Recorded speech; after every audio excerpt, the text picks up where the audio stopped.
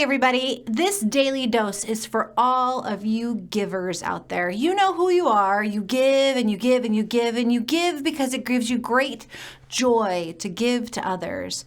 In fact, for so many of us, including myself, this is all we know. We know how to give of ourselves. We have got human giver syndrome.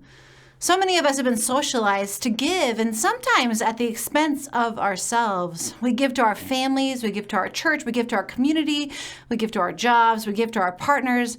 And sometimes, if we're honest, we find ourselves at the very end of the day with just nothing left at all. Author Emily Nagoski, she describes this human giver syndrome like this. She says, human givers are pretty, happy, yet calm, generous, and attentive to the needs of others. But above all, they are tied to the demands to be pretty, happy, calm, generous, and attentive to the needs of others. Givers are not allowed to impose anything so inconvenient as their own needs, including their own difficult emotions, including their stress or anyone else. Human givers, they should have no need for physical affection, no need for rest, no need to complete their stress response cycle, no need for emotional connection or care. And remember, if you're a human giver, this is our moral duty. And if we fall short of our moral duty, we will be punished. And if no one else is around to punish us, then we just go ahead and we beat up ourselves. I know that can be kind of harsh, and I know that some of you, my friends, are meaner to yourself in your own self-talk than you ever would be to someone else. So what do we do with human giver syndrome? Jesus in the Bible makes it very clear that we are to love our neighbors as we love ourselves. So for you fellow human giver syndrome sufferers out there, you can't really love your neighbor until you love yourself. Or maybe I'll put it this way. In the way you measure the love for yourself is the measure you can get for other people. You can't pour out love on other people if you yourself are empty.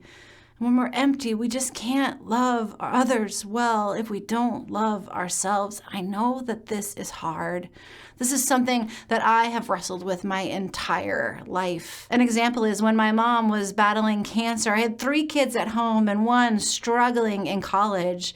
And I was working at a university, and I was working at a church, and I was making regular trips from Des Moines, Iowa to Rochester, Minnesota to Mayo Clinic to help my mom during her inpatient chemo treatments, and to give my dad a much needed break. And I would sleep at the hospital with my mom to help her get through the rough nights post-chemotherapy. I remember sitting there in the hospital writing a sermon on the little hospital couch next to my mom's hospital bed, and then taking breaks, helping her get to the bathroom because of the effects of the chemo. I'd sleep just a little in between, and then the next day I would head out to go home so I could take care of my kids. But here's the crazy thing about that time in my life. I honestly thought that I was killing it, that I was rocking this taking care of my mom, taking care of my kids, taking care of my church kind of thing. I thought I was rocking it at taking care of everything. And darn it, if it was up to me, my mom was going to be survived, and my sermons, they were going to be so good, and my house was going to be clean, and my kids were going to be happy. The last thing I was going to do is let anyone down. And through all of this, I didn't realize exactly how empty I was until I left Mayo Clinic one morning to drive back the 3.5 hours to Des Moines, Iowa. I stopped and I got a big cup of coffee at the hospital before I headed home so I could get through this day, so I could push through the entire day, when all of a sudden here I'm driving for about an hour and I see the sign that says, "Welcome to Wisconsin." That's right. I drove for an hour in the wrong direction. That's how tired I was. My humor-given syndrome, my autopilot, my push through and ignore your own needs kind of place left me completely high and dry. And when I saw that sign, "Welcome to Wisconsin," I pulled into a parking lot and I just started crying. I wasn't going to be able to take care of all the people I loved if I was in Wisconsin. But more importantly, it was at that moment when I realized that I was just empty. I was completely empty. I should have realized it months earlier, but I don't know, I'm kind of stubborn. You see, loving yourself, taking care of yourself is actually more of an act of faith than caring for other people. I'm going to say that again. Loving yourself, taking care of yourself is more of an act of faith than taking care of other people.